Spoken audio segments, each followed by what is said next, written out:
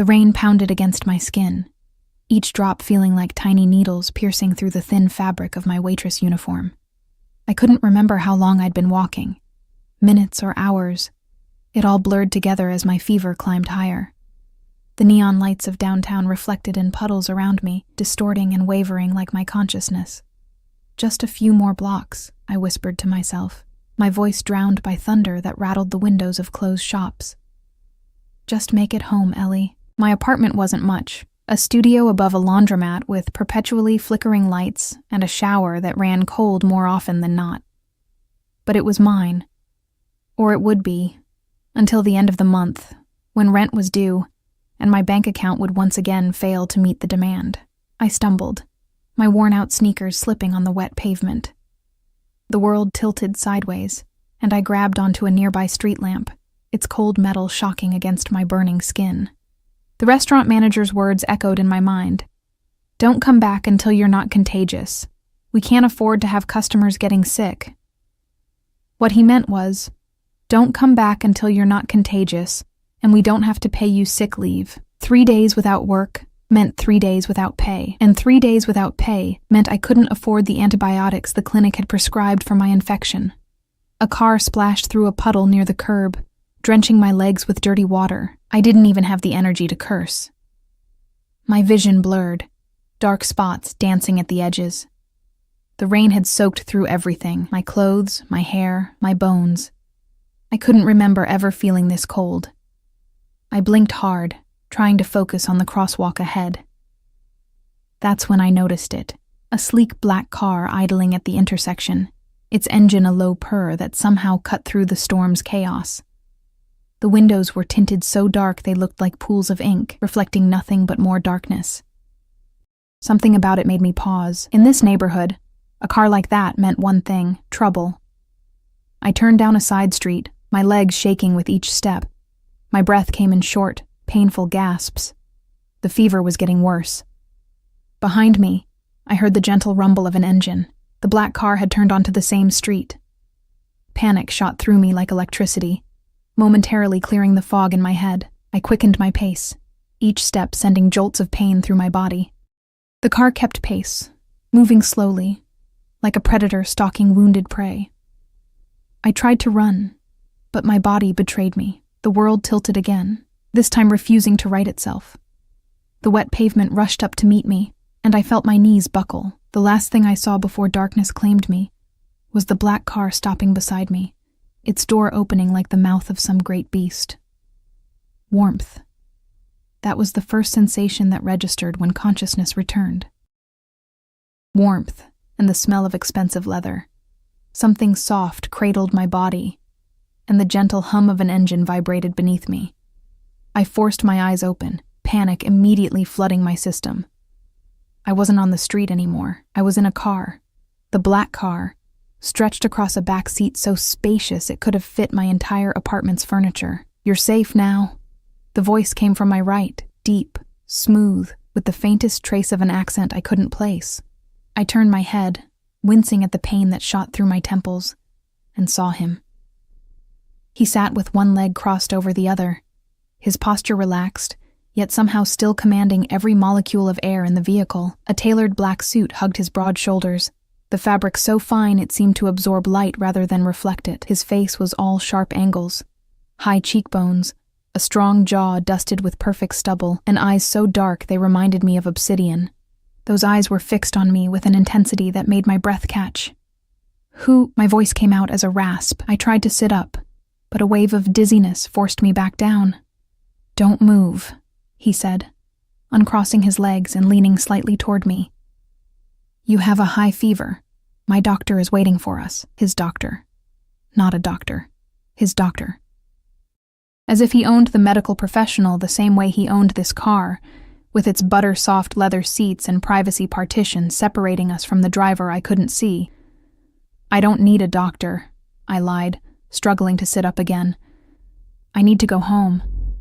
His mouth, full lips that contrasted with the hardness of his other features, curved into something that wasn't quite a smile. In this condition, you collapsed on the street. If I hadn't been there, he let the sentence hang, unfinished but clear in its implication. Fear and gratitude warred within me. "Thank you for helping me, but Ellie Morgan, 24, waitress at Bellini's, lives alone in an apartment on Westmore Street. No family in the city." He recited these facts about my life as casually as someone might read a weather report. Ice replaced the fever in my veins. "How do you know my name?" His eyes never left mine. "I make it my business to know everything that happens in my territory." Territory. Not neighborhood or district. Territory. That's when recognition clicked into place. The car, the suit, the air of authority that seemed to bend reality around him. Stories whispered by kitchen staff during late shifts at Bellini's. Warnings about certain tables, certain customers. The mysterious man who owned not just the restaurant, but half the businesses in the area. Dante Russo. The youngest son who had taken control of the Russo crime family after his father's mysterious death 3 years ago. A man whose name was spoken in hushed tones, if at all. And I was alone in his car. "Mr. Russo," I whispered, the name feeling dangerous on my tongue. Something flickered in his eyes. Surprise, perhaps, that I'd recognized him, or pleasure that I knew who he was. Either way, it vanished as quickly as it had appeared. "Call me Dante," he said, his voice softening a fraction. He reached out, and I flinched involuntarily. He paused, then continued more slowly, placing the back of his hand against my forehead. His skin was cool against my burning face. "Your fever is getting worse. We'll be at my home soon." "Your home?" Alarm shot through me. "No, I need to go to my apartment, please." His jaw tightened almost imperceptibly. "Your apartment has no heat, no food in the refrigerator, and is currently being watched by people who mean you harm." My mind reeled, trying to process his words through the fog of fever. People who... What? Why would anyone be watching my apartment? Instead of answering, Dante pressed a button on a console beside him. A small compartment opened, revealing a bottle of water and some pills. "Take these. They'll help with the fever until we arrive." I stared at the pills suspiciously. "I don't take things from strangers." A dark chuckle escaped him, the sound sending an unexpected shiver down my spine, one that had nothing to do with my illness. "Ellie," he said, my name sounding different in his mouth, almost like a possession. "If I wanted to hurt you, I wouldn't need to drug you." The worst part was, I believed him. With shaking hands, I took the pills and the water bottle. The cool liquid was heaven against my parched throat, and I found myself drinking half the bottle in desperate gulps. Dante watched me, his gaze never wavering. There was something in the way he looked at me, like I was something precious and breakable, something he'd been searching for. "Why are you helping me?" I asked after swallowing the pills, which tasted like ordinary Tylenol. He was quiet for a long moment, his eyes tracing over my face as if memorizing every detail. Finally he said, "Because you're mine to protect." The words hung in the air between us, heavy with meaning I couldn't fully grasp. Mine. The possessiveness in that single word should have terrified me more than it did. "I don't belong to anyone," I said, my voice stronger than I expected. Something that might have been respect flashed in his eyes, followed quickly by amusement. "Not yet." Before I could respond, the car slowed and turned. I pushed myself up enough to see out the window. We were passing through large iron gates that opened automatically, revealing a long driveway flanked by perfectly manicured gardens. At the end stood what could only be described as a mansion, a sprawling structure of stone and glass, lit up against the night sky like something from a fairy tale, or a nightmare. "Welcome to my home," Dante said, as the car came to a stop at the front entrance, where 2 men in dark suits stood waiting, seemingly unbothered by the rain that had slowed to a drizzle. Panic rose in my chest. "I can't stay here. I don't know you. I need to go home. Ellie." The way he said my name made me freeze. "The man your father stole from, the man whose money paid for your college education before you dropped out, has discovered you're in the city. He sent people to watch your apartment tonight. If you go back there, you will not survive until morning." The world seemed to stop. My father had been gone for years, disappearing after my mother died, occasionally sending money that I'd use for tuition. Money I'd assumed came from his gambling wins.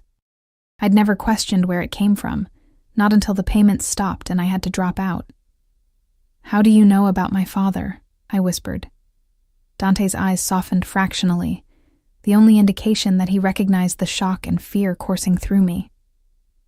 Because the man he stole from was my father's closest associate, and because I've been watching you for much longer than you realize, Ellie Morgan. The car door opened from the outside. Rain-scented air rushed in, along with the imposing figure of a man who could only be a bodyguard. "Sir," the man said, his eyes never looking directly at Dante. "The doctor is waiting inside." Dante nodded, then turned back to me. "You have two choices. Come inside willingly, where you'll be safe, treated, and we can discuss your situation. Or I can have my men carry you inside, and we'll have that discussion once you're feeling better." He delivered this ultimatum calmly, as if both options were perfectly reasonable, as if this were a normal negotiation, and not my life spinning completely out of control. I looked from Dante to the open door, to the grand house beyond. Every instinct screamed that walking into that house would change everything, that once I crossed that threshold, I'd be stepping into a world I might never escape. But the alternative was returning to an apartment where people apparently waited to kill me over something my father had done. "I'll come inside," I said finally, my voice barely audible. "But I'm leaving as soon as I'm better." Something like satisfaction flickered across Dante's perfect features. "Of course," he agreed, though his tone suggested he didn't believe it for a second. As I moved to exit the car, another wave of dizziness washed over me. I swayed, and suddenly Dante's arms were around me, strong, secure, and far too intimate. He lifted me as if I weighed nothing, cradling me against his chest.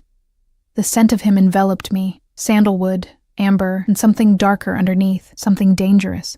"I can walk," I protested weakly, even as my head fell against his shoulder, my body betraying me again. "I know you can," he murmured, his lips close to my ear. "But you don't have to anymore. I've got you now." As he carried me toward the grand entrance of his mansion, past the stone-faced guards who kept their eyes averted, I couldn't help but feel like I was being carried not into safety, but into a beautiful cage. And the most terrifying part was the small voice inside me that whispered, perhaps being his captive wouldn't be so terrible after all. I dreamed of chains made of silk and gold, beautiful but unbreakable, wrapping around my wrists and ankles. In the dream, I couldn't tell if I was struggling against them or surrendering to their embrace. A voice called my name from the darkness. My father's voice, then my mother's, then one I didn't recognize but somehow knew belonged to Dante. When I woke, sunlight was streaming through floor-to-ceiling windows draped with sheer white curtains that billowed in a gentle breeze. For one disorienting moment, I thought I might be dead. The room was too beautiful, too pristine to be real. The bed beneath me was enormous, with sheets so soft they felt like clouds against my skin. I ran my hand over the crisp white duvet, marveling at its plushness. My fever had broken, the pounding in my head had subsided to a dull ache, and the bone-deep chill had been replaced by comfortable warmth. I was wearing silk pajamas that definitely weren't mine, pale blue, perfectly fitted, as if they had been made for me. The thought of someone changing my clothes while I was unconscious sent a flush of embarrassment through me. I pushed myself up to sitting position and took stock of my surroundings. The bedroom was larger than my entire apartment, decorated in shades of cream and blue. A sitting area with 2 elegant armchairs faced a marble fireplace. One wall was entirely glass, revealing a breathtaking view of manicured gardens, and beyond them, the glittering skyline of the city. On the nightstand beside the bed sat a glass of water, 2 pills, and a handwritten note. I picked it up, surprised by the elegant, slanting handwriting. "Take these when you wake. The doctor will return at noon to check on you. Do not leave the room until I come for you. D." The commanding tone of the note sent a flutter of indignation through me. Who was he to order me around? Yet even as I thought it, I found myself reaching for the pills and water, swallowing them obediently. Only after I'd taken them did I realize how foolish that was. They could have been anything. I swung my legs over the side of the bed, relieved to find my strength mostly returned. My waitress uniform was nowhere to be seen. Instead, there was a robe draped over a nearby chair, silk, like the pajamas, in a slightly darker shade of blue. I put it on and padded barefoot across the plush carpet to try the door. Locked, of course. I was a prisoner then. A very comfortable one, but a prisoner nonetheless. I returned to the windows, which opened onto a small balcony. Stepping outside, I was immediately struck by the contrast between this place and my life. From here, I could see perfectly trimmed hedges, a large swimming pool with water so blue it hurt to look at, and gardens bursting with colorful flowers. Several men in dark suits patrolled the grounds, their stances alert and watchful. Guards, or perhaps more accurately, soldiers. Looking at the drop from the balcony to the ground below, I estimated it to be about 20 feet, not survivable without serious injury. Even if I could somehow make it down, those guards would spot me instantly. I went back inside, frustration building in my chest. What did Dante want with me? What had my father done that was so terrible it had put me in danger years later? The room had another door, which opened into a luxurious bathroom with a shower big enough for 5 people and a soaking tub that looked like it belonged in a spa.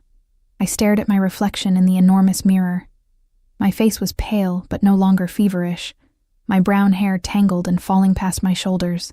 My eyes, usually a dull gray, seemed brighter somehow, more alert. I looked healthier than I had in months, despite everything. I decided to shower, if only to give myself time to think. The hot water felt incredible on my skin, washing away the last vestiges of my illness. I used the expensive-looking products lined up neatly on a shelf. Shampoo that smelled of vanilla and jasmine. Body wash that left my skin feeling like silk. When I emerged, wrapped in a towel, I found that the bedroom door was now open. And Dante was there, sitting in one of the armchairs by the fireplace.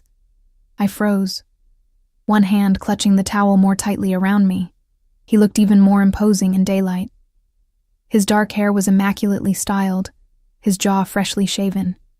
He wore another perfectly tailored suit, this one navy blue, with a crisp white shirt open at the collar. He was reading something on a tablet, his long fingers occasionally swiping across the screen.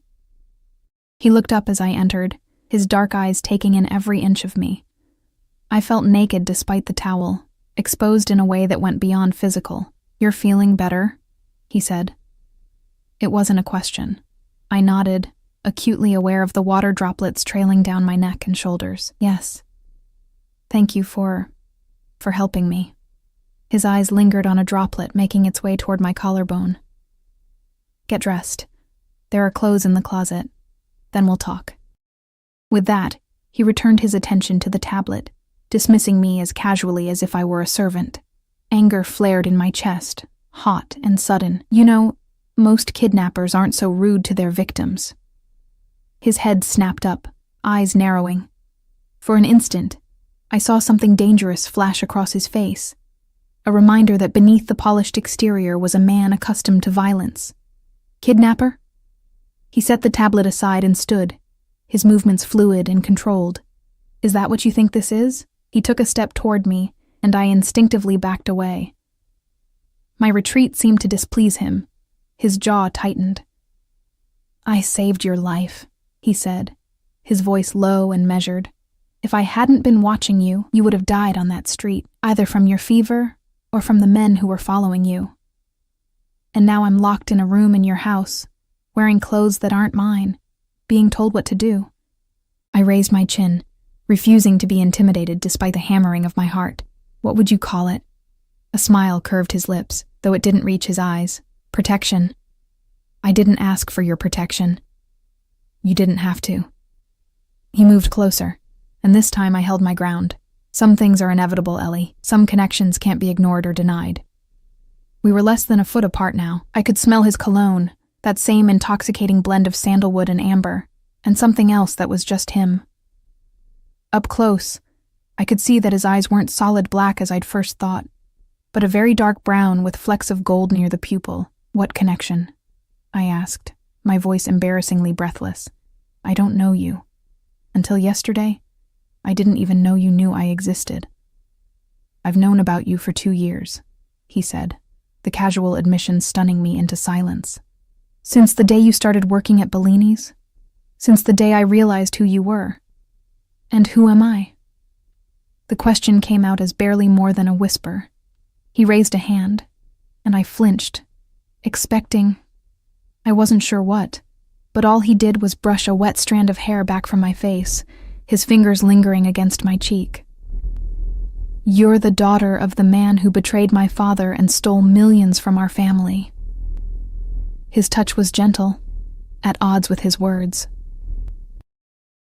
You're the woman who's been using that stolen money while living like a pauper. And you're the only leverage I have to draw your father out of hiding. The floor seemed to drop from beneath my feet. Leverage, I repeated numbly. His hand fell away from my face. Get dressed. There's much to discuss. He turned and walked to the door, pausing at the threshold. The closet is through there, he said, nodding toward another door I hadn't noticed. Everything should fit. I'll have breakfast sent up. Join me on the terrace in 30 minutes. Then he was gone, the door closing behind him with a soft click. This time, I heard no lock engage, but I knew I was no less trapped than before. I moved woodenly to the closet door, my mind reeling. My father had stolen from the Russo family. The money he'd sent me for college, money I'd used without question, had been stolen from dangerous criminals. The closet was a room unto itself, larger than my bedroom at home. Racks of clothing lined the walls, dresses, blouses, skirts, jeans, all still with tags attached. A quick glance confirmed my suspicion. Everything was exactly my size. A chill ran through me that had nothing to do with my damp skin. How long had Dante been planning this? How much did he know about me? I chose the simplest outfit I could find. Jeans, a soft gray sweater, and ankle boots. Everything fit perfectly, of course. I found underwear and bras still in packaging in a drawer. Again, exactly my size. The intimacy of it made me shudder. As promised, when I emerged from the closet, I found a tray of food waiting on a small table by the window. Fresh fruit, pastries, yogurt, coffee. My stomach growled at the sight, reminding me I hadn't eaten a proper meal in days. I ate quickly, trying to gather my thoughts. If Dante was telling the truth, if my father had stolen from his family and people were after me because of it, then leaving might actually be more dangerous than staying. But remaining here meant placing myself at the mercy of a man who saw me as nothing more than a means to an end. Leverage. By the time I finished eating, I'd made up my mind. I would hear what Dante had to say. I would learn as much as I could about my situation. And then I would find a way out, away from both Dante Russo and whoever was hunting me. I followed the hallway outside my room, passing artwork that probably cost more than I'd earn in 10 lifetimes. The house was eerily quiet, though I sensed I wasn't alone. Eyes watched from discreet corners. Cameras, guards, or both. The hallway opened onto a grand staircase that descended into an enormous foyer with marble floors and a crystal chandelier. I made my way down, my footsteps echoing in the vast space. A uniformed maid appeared, seemingly from nowhere. "Miss Morgan," she said, her expression carefully blank. "Mr. Russo is waiting for you on the East Terrace. Please follow me." She led me through a series of rooms, each more opulent than the last, until we reached a set of French doors that opened onto a stone terrace overlooking the gardens. Dante sat at a glass table, reading a newspaper, a cup of coffee in front of him. He looked up as I approached, his eyes taking in the outfit I'd chosen. "Thank you, Maria," he said to the maid, who nodded and disappeared back into the house. He stood as I reached the table, an oddly gentlemanly gesture from a man who was essentially holding me captive. "Please, sit." I took the chair opposite him, hyper-aware of the guards positioned at discreet intervals around the perimeter of the terrace. "How are you feeling?" he asked, studying my face with an intensity that made my skin prickle. "Better," I said stiffly. "The fever's gone." "Good." He sipped his coffee. Dr. Mendez said it was a severe infection. If left untreated much longer, it could have developed into pneumonia. I didn't know how to respond to his concern, so I changed the subject. "You said my father stole from your family." Dante set down his cup, his expression hardening. 5 years ago, your father worked as an accountant for several businesses owned by my family. He used his position to embezzle just over $10 million before disappearing. The amount made my head swim. That's impossible. My father was just a gambling addict who abandoned me after my mom died. He could barely hold down a job at H&R Block. A humorless smile curved Dante's lips. Your father, Robert Morgan, was one of the most skilled financial criminals on the East Coast. The gambling addiction was real, but it was also a cover that allowed him to move in certain circles, to gain certain information. I shook my head, unable to reconcile this image with the man who'd taught me to ride a bike, who'd cried at my high school graduation. If what you're saying is true, why hasn't he been arrested? Because what he stole from us wasn't exactly legal to begin with. Dante's voice was matter of fact. We couldn't exactly file a police report. Of course not. Because they were criminals, Mafia. And now, because of my father's actions, I was caught in their world. So what now? I asked, forcing my voice to remain steady. You keep me prisoner until my father magically appears to save me? He hasn't contacted me in over 2 years. He has no idea where I am. Oh, he knows exactly where you are, Dante said, leaning forward slightly. The money he sent you for college, it came with tracking software attached to the transfers. Every time you accessed those funds, he could see your location. I felt sick. That's not possible. It's not only possible, it's the truth. Your father has been keeping tabs on you while staying carefully out of sight. Dante's eyes narrowed. And now that Viktor Petrov knows you're in the city, your father will be very, very interested in your situation. Viktor Petrov? The name was vaguely familiar, a whispered boogeyman in Bellini's kitchen, a shadowy figure even more feared than the Russos. The man your father ultimately stole from. My father was merely the middleman. Dante's jaw tightened. When your father disappeared with the money, Petrov held my father responsible. It led to complications. The way he said complications made me think of blood and violence, of the rumors about how the elder Russo had died. And now Petrov's men are looking for me, I said, the pieces falling into place. To use me to get to my father, just like you're doing. Dante's expression darkened. There's a difference. Petrov will torture and kill you whether your father returns the money or not. I'm offering you protection, in exchange for using me as bait. In exchange for your cooperation. He reached across the table, his fingers brushing mine. I pulled away, but not before feeling the electric current of his touch. Work with me, Ellie. Help me find your father before Petrov does. And what happens to my father if I help you find him? I asked, already knowing the answer. Dante didn't flinch. He pays for what he's done. You'll kill him. That depends on him, Dante said, his tone suggesting this was a perfectly reasonable response. If he returns what he stole and provides certain information we need, he might survive. If not, he shrugged one broad shoulder, my hands clenched into fists beneath the table. And if I refuse to help you, his dark eyes held mine, then I can't protect you from Petrov. It's that simple. You're giving me a choice between helping you hunt down my father or being handed over to a man who will torture and kill me, I said, anger rising in my chest. That's not a choice at all. Welcome to my world, Ellie. His smile was grim. We rarely get the choices we want, only the ones we can survive. I stood abruptly, my chair scraping against the stone terrace. I need time to think. Dante remained seated, watching me with those unreadable dark eyes. Of course. You have until tomorrow morning to decide. He took a sip of his coffee. In the meantime, you're free to explore the house and grounds, but don't attempt to leave. My men have orders to stop you, for your own protection, of course. The thinly veiled threat hung in the air between us. And if Petrov's men find me here? I asked. Something dangerous flashed in Dante's eyes. They won't. You sound very confident. I am. He stood then, towering over me. Because anyone who tries to take what's mine doesn't live long enough to regret it. There was that word again. Mine. As if he'd already decided I belonged to him. I'm not yours, I said, the words coming out with more force than I intended. I'm not a possession or a bargaining chip. I'm a person. For a moment, I thought I'd gone too far. A muscle ticked in Dante's jaw, and his eyes darkened with something that might have been anger, or something else entirely.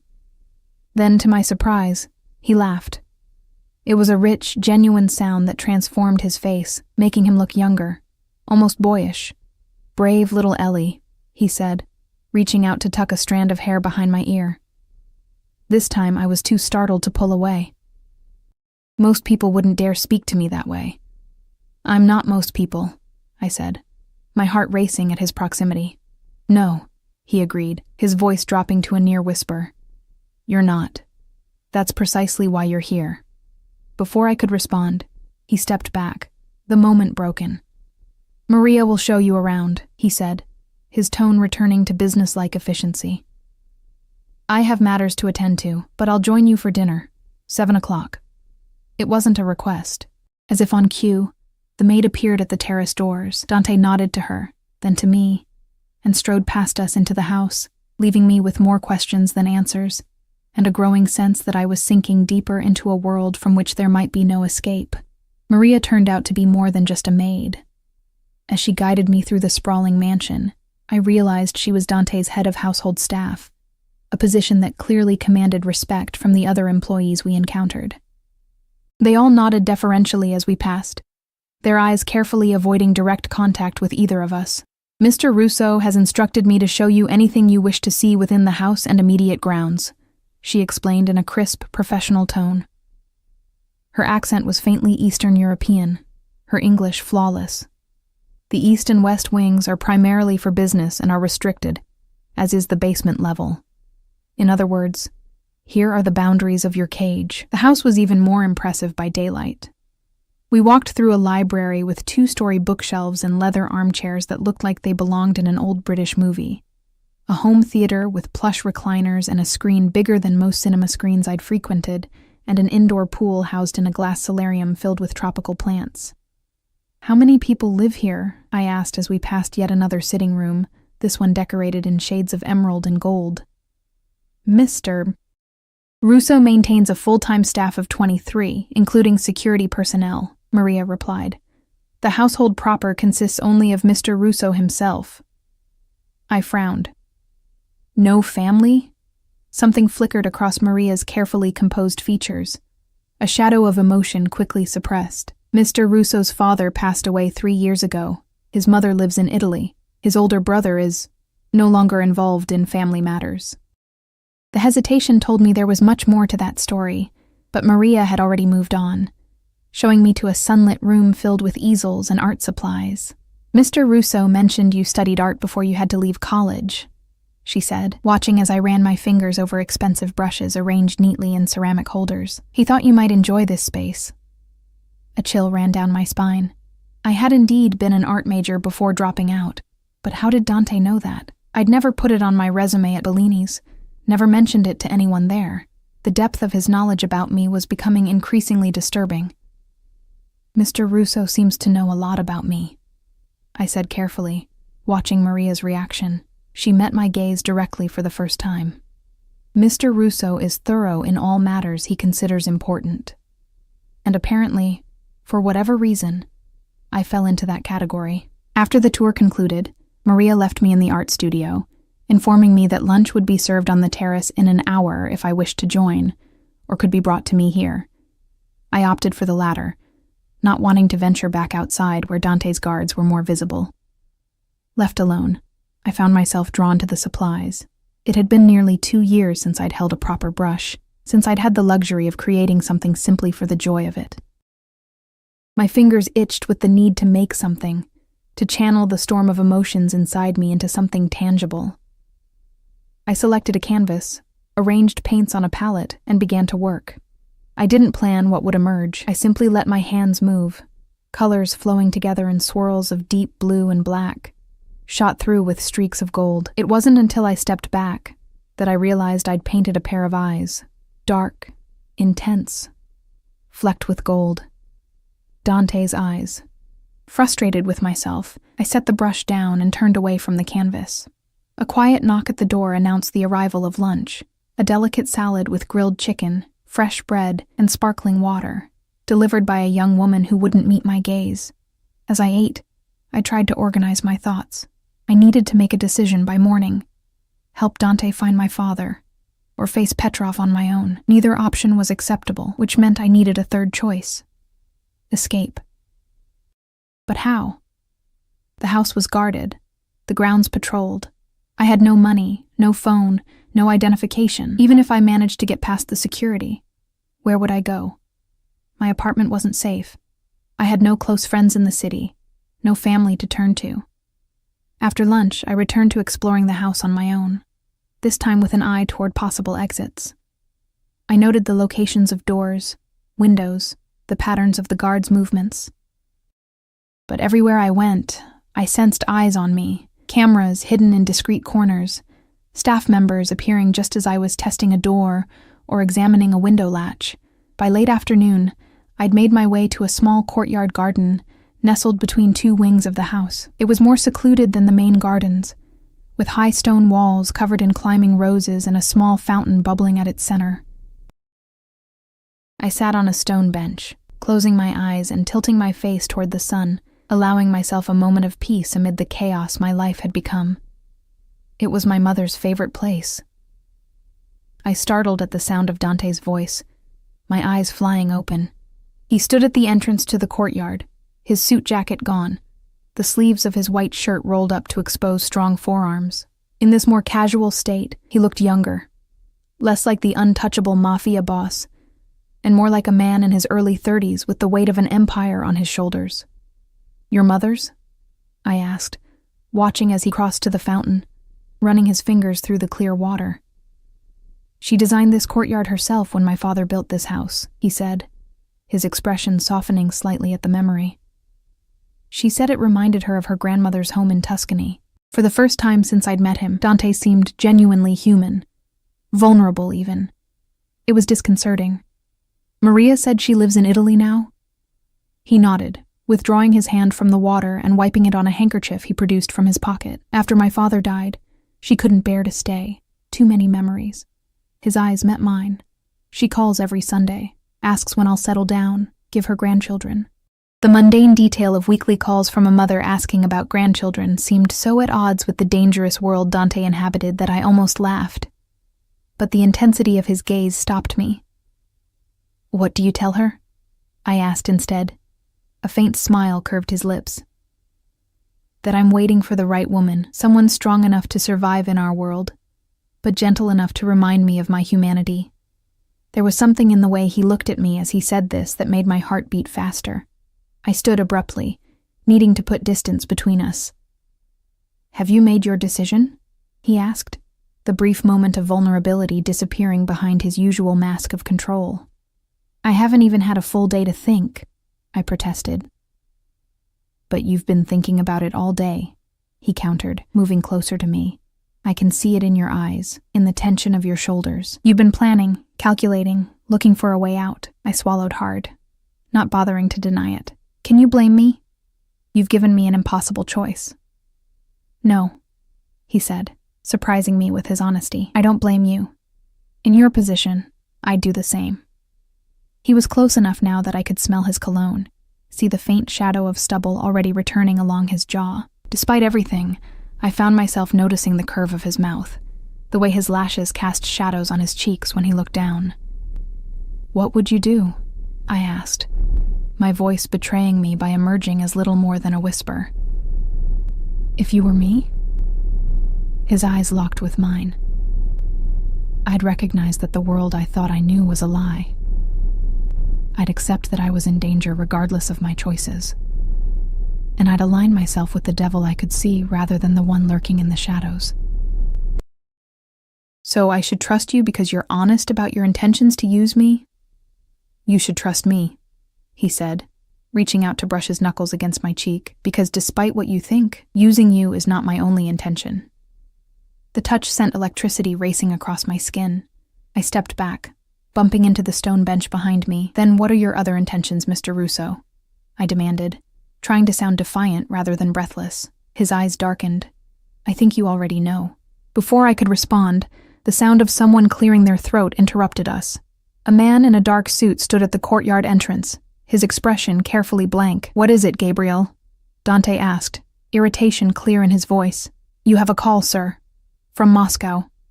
Moscow.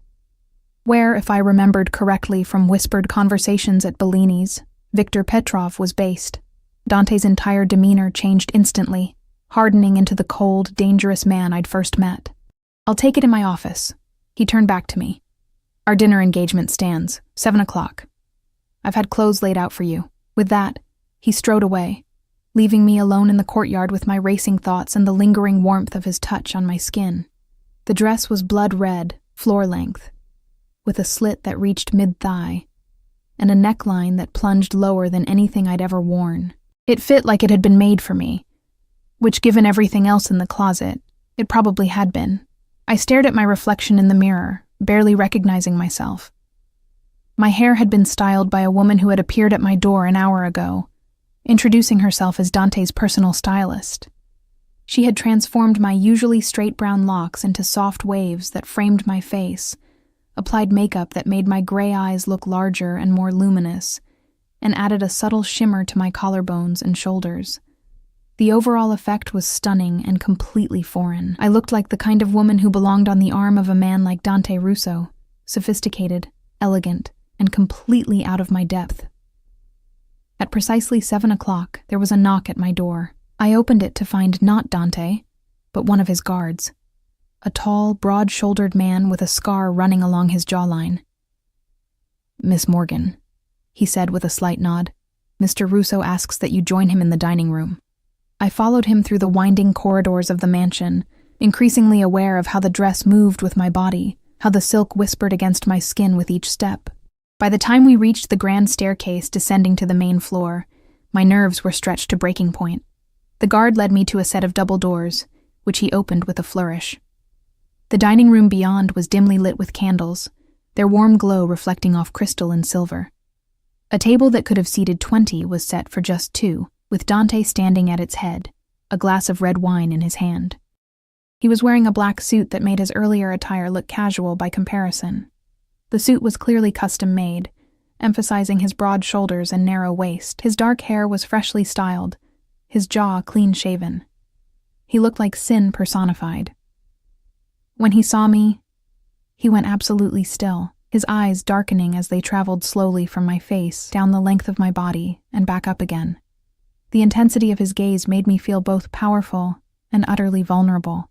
"Ellie," he said, his voice deeper than usual, "you look breathtaking." Despite everything, I felt a flush of pleasure at the genuine appreciation in his eyes. "Thank you," I said, suddenly shy. "Your stylist is very talented."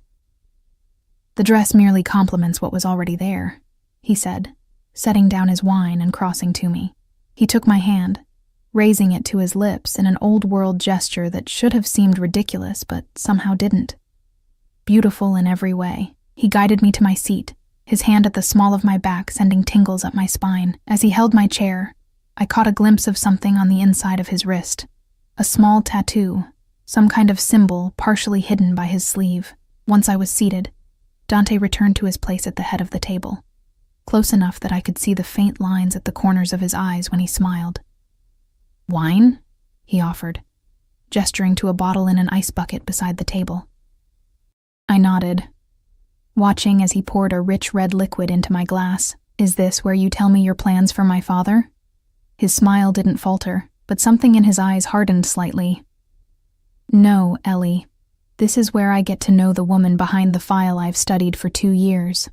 The woman who worked 3 jobs to stay in school until the money ran out. The woman who paints with her emotions rather than her eyes." He raised his glass in a toast. "This is where I learn who you really are." I reluctantly touched my glass to his, the crystal making a delicate ringing sound. "And why would that matter to you?" He took a sip of his wine, watching me over the rim of his glass. "Because as I told you earlier, using you as leverage is not my only intention." "Then what is?" Dante leaned forward slightly, his eyes never leaving mine. "To make you mine in every way that matters." I nearly choked on my wine. "Excuse me?" Dante watched me with those penetrating eyes, seemingly amused by my reaction. "You're surprised," he stated rather than asked. Words failed me. Baffled, horrified, intrigued. All of these emotions swirled together into a confusing mess I couldn't begin to untangle. "You want to use me to get to my father. You've made that clear."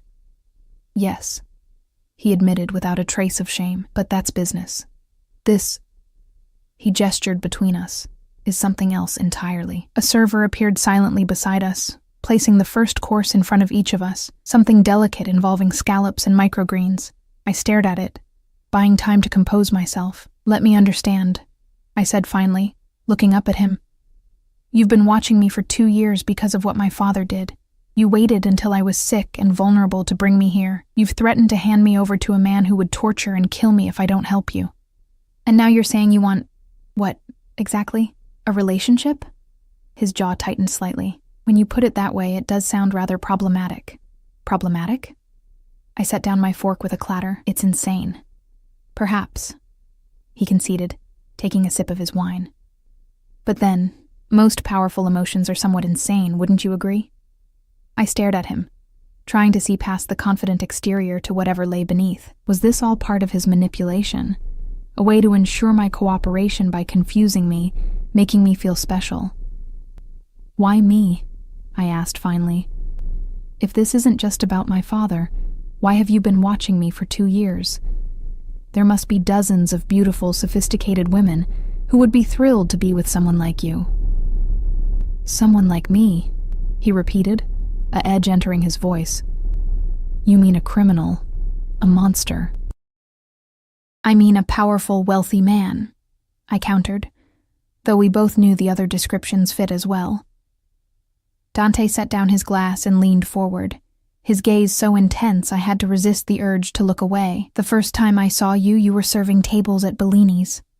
A customer, a drunk stockbroker with wandering hands, grabbed you as you passed. Do you remember what you did?" I did remember. It had been my 3rd week on the job, and the man had groped me as I tried to serve his table. I dumped a glass of red wine in his lap and told him if he touched me again, the next thing in his lap would be a steak knife. A smile tugged at the corner of Dante's mouth. "You stood there, all 5'4" of you, facing down a man twice your size with such fierce dignity that everyone in the restaurant went silent. The manager came rushing over, ready to fire you on the spot, until I signaled to him to leave it alone. I hadn't known that last part. I'd always wondered why I hadn't been fired that night. I was simply defending myself," I said quietly. "With courage and fire," Dante agreed. "That night I had you investigated. I wanted to know who you were, this waitress with the spirit of a lioness. When I discovered your connection to Robert Morgan, I was intrigued. So you've been watching me because my father stole from your family and because I stood up to a handsy customer?" I shook my head, unconvinced. "That's not enough to explain this." I gestured at the candlelit dinner, the dress, everything. "No," he agreed. "It's not." He fell silent as the server returned to clear our plates and bring the second course, some kind of pasta with truffles. The rich aroma filled the air between us. "Over these 2 years," Dante continued once we were alone again, "I've watched you struggle, adapt, survive. I've seen you help homeless people outside the restaurant, giving them food you could barely afford to spare. I've seen you stay up all night to finish a painting, then go straight to your first shift without complaint. I've seen your strength, your compassion, your fire." The intensity of his gaze made me uncomfortable. The idea that he'd been watching me so closely for so long was both terrifying and, in some strange way, flattering. "So you admire my character," I said carefully. "That still doesn't explain why you'd want someone like me. Someone like you," he echoed, throwing my words back at me. "You mean someone honest, loyal, and kind? Someone who creates beauty even when surrounded by ugliness?" He took a sip of his wine. "You're right. Why would a man like me want those qualities in his life?" The sarcasm wasn't lost on me. "You know what I mean. I'm a waitress with no money, no connections, no status. I'm no one." "You're not no one to me," he said, his voice dropping to a near whisper. Something in his tone made my heart skip a beat. I forced myself to remember the situation, that I was essentially his prisoner, that he was using me to get to my father, that his world was one of violence and crime. "Even if what you're saying is true," I said, choosing my words carefully, "it doesn't change the fact that you're holding me here against my will. That's not exactly the foundation for..." "Whatever it is you're suggesting." Dante was quiet for a long moment, his expression unreadable. "You're right," he said finally, surprising me. "The circumstances are far from ideal. But sometimes, Ellie, life doesn't give us perfect beginnings. Sometimes we have to create something beautiful from chaos." Before I could respond, a commotion sounded from somewhere beyond the dining room. Raised voices, the sound of hurried footsteps. Dante's posture changed instantly, tension radiating from him as he turned toward the door. It burst open to reveal the man called Gabriel, his usually impassive face tight with urgency. "Sir, we have a situation." Dante stood in one fluid motion. "What is it?" "Perimeter breach on the east side," Gabriel reported. 3 men. Our cameras caught them scaling the wall." Dante's expression hardened into something deadly. "Petrov's men?" "We believe so, sir." My blood ran cold. Petrov, the man Dante had said would torture and kill me. His men were here, at the mansion. Dante turned to me, his eyes dark with a rage I hadn't seen before. "Go with Gabriel. He'll take you to the safe room." To Gabriel, he added, "No one gets to her. No one." The fierce protectiveness in his voice sent a shiver down my spine. Gabriel moved to my side, his hand on my elbow, already guiding me toward the door. I resisted, turning back to Dante. "What are you going to do?" I asked, hating the tremor in my voice. Something dangerous flashed across his face. "I'm going to make it very clear what happens to anyone who tries to take what's mine." There it was again, that possessive claim. But this time, with danger literally at the gates, I couldn't find it in myself to object. Gabriel tugged at my arm, more insistently this time. "Miss Morgan, we need to go. Now." I let him lead me from the dining room, casting one last glance at Dante, who was already speaking rapid-fire instructions into a phone. The elegant, almost charming man from dinner had vanished, replaced by something much more dangerous. Gabriel hurried me through a series of corridors I hadn't seen before, eventually leading to a heavy door hidden behind a bookcase in what appeared to be a study. The room beyond was small but well-appointed, with a comfortable sofa, a television, and a compact kitchenette. A security panel on one wall displayed feeds from various cameras around the property. "You'll be safe here," Gabriel said, checking the locks on the door.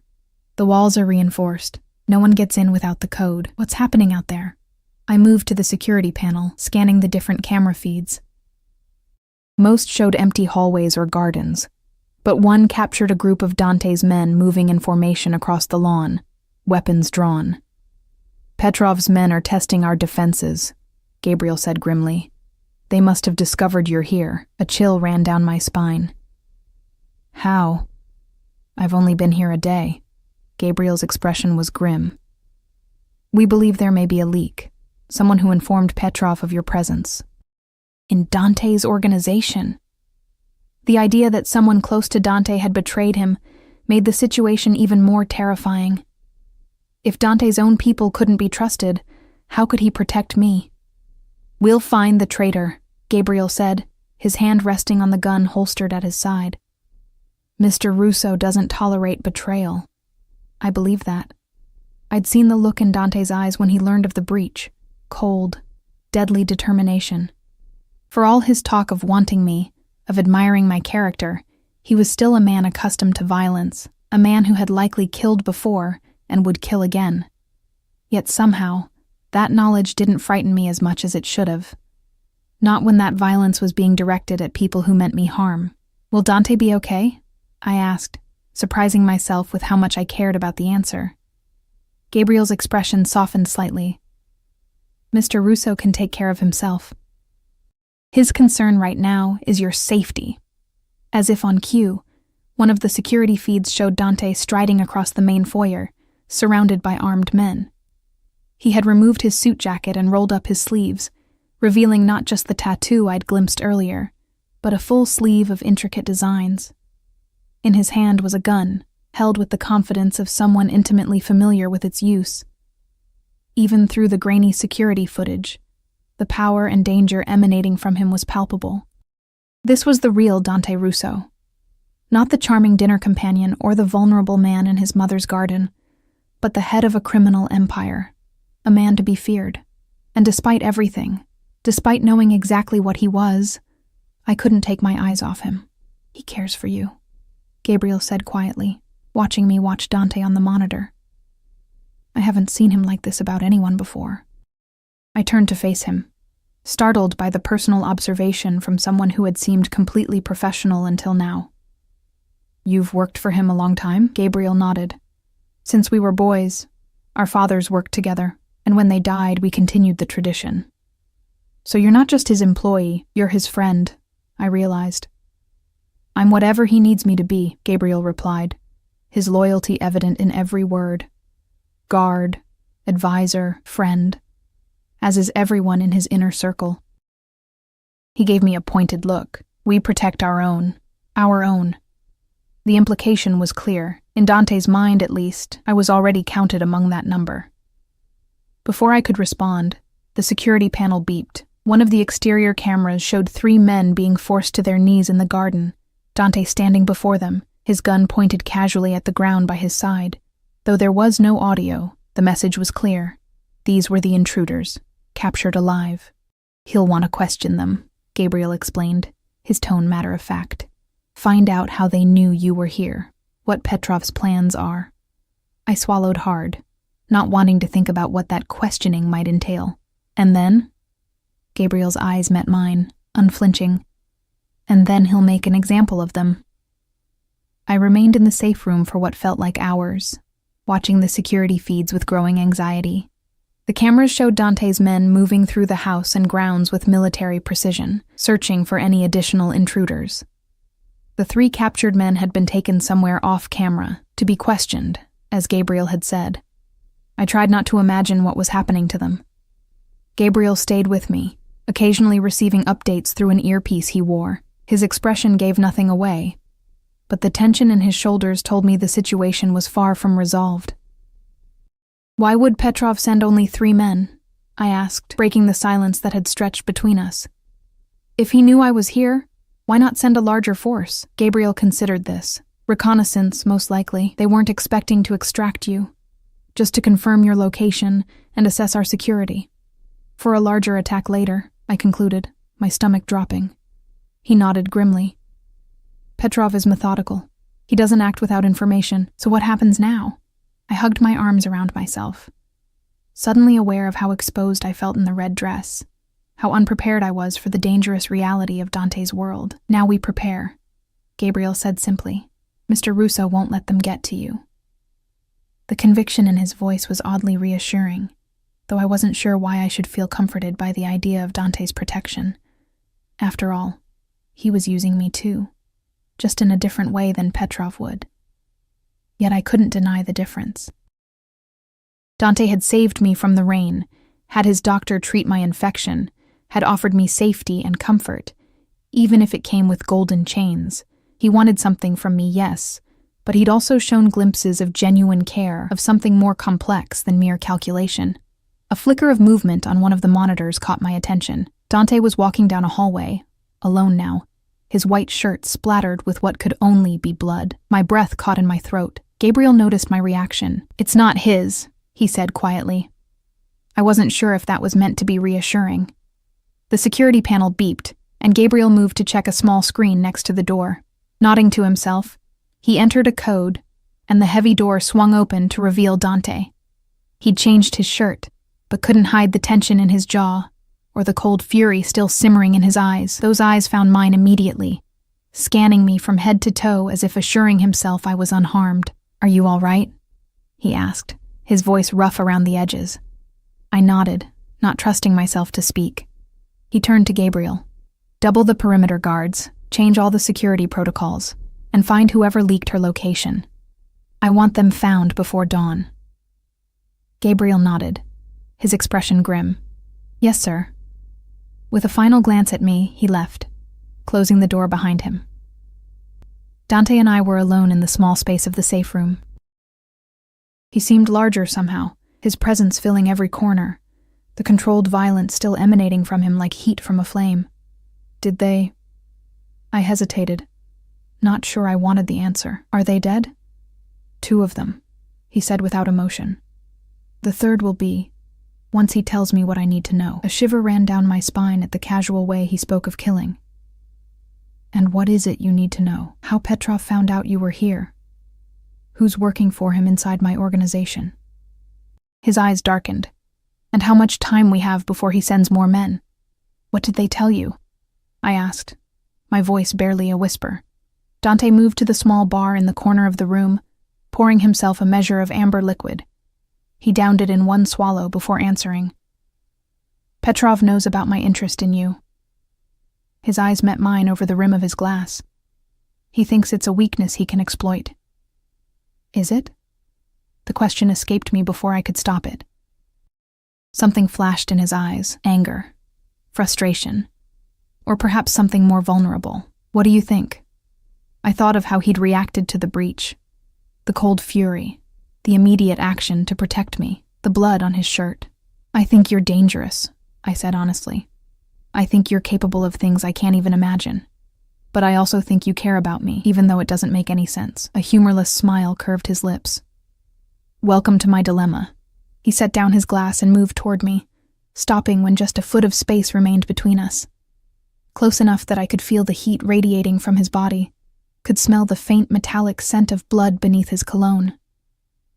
Petrov will come for you with everything he has, he said, his voice low and intense, not just because of your father now, but because he knows taking you would hurt me. Why? I asked, needing to understand. Why do you care so much? You barely know me. I know enough.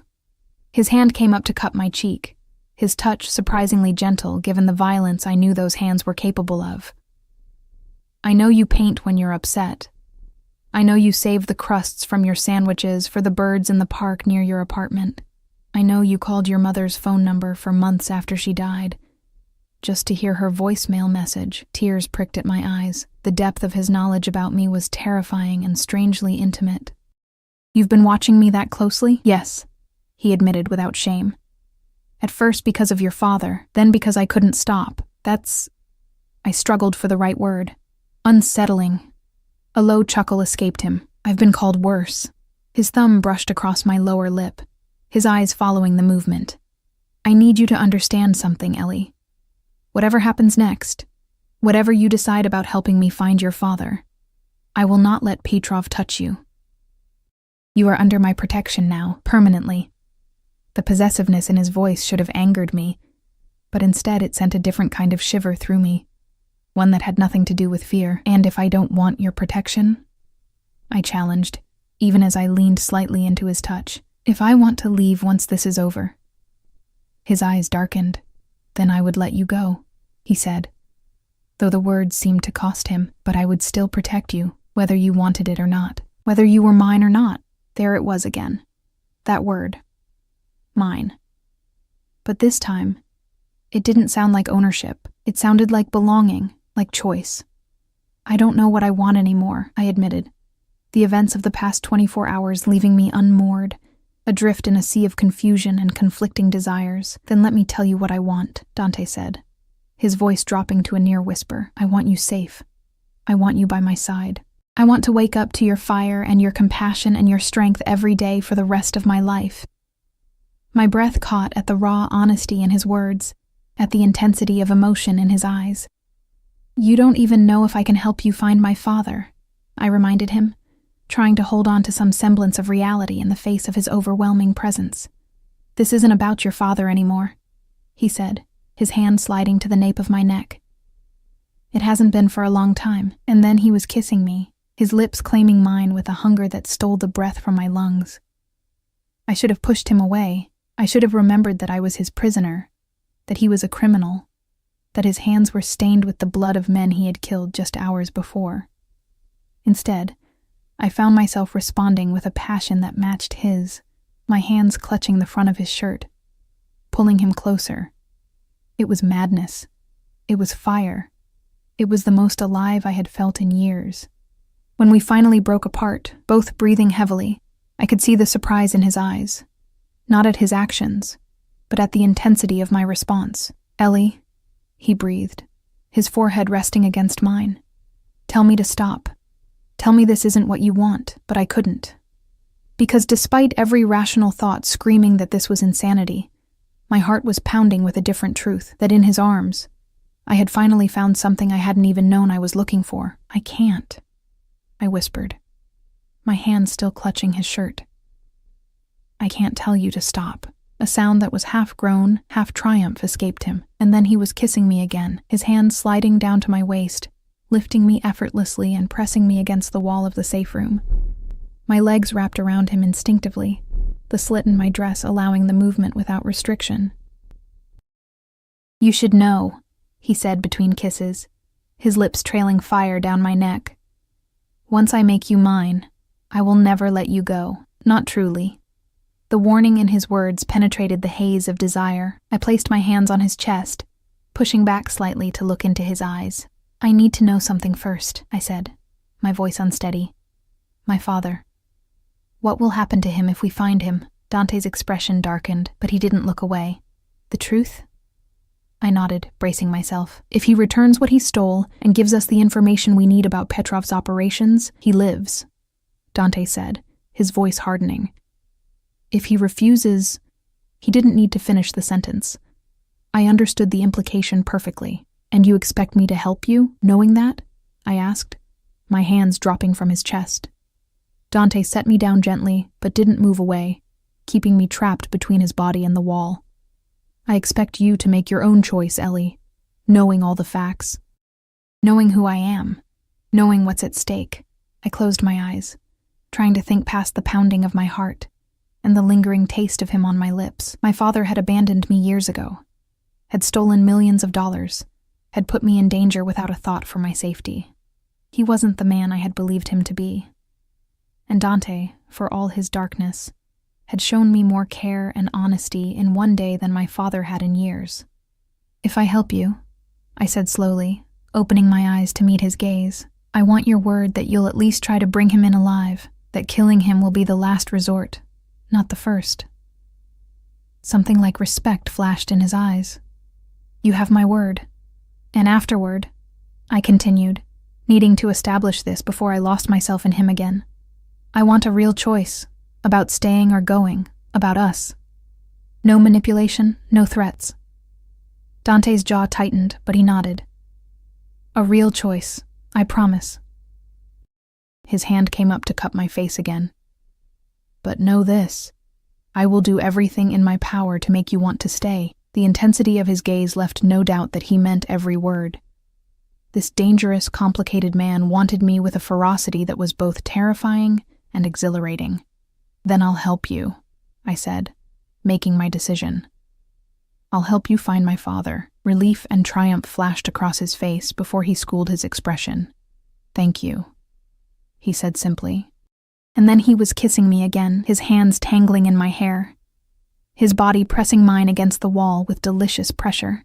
I surrendered to it, to him, to the madness of wanting a man who lived in darkness but looked at me like I was his light. Whatever happened tomorrow, finding my father, facing Petrov, I would face it with Dante at my side. For better or worse, our fates were now intertwined. And as his hand slid the straps of my dress from my shoulders, as his lips traced fire across my skin, I found I no longer wanted it any other way.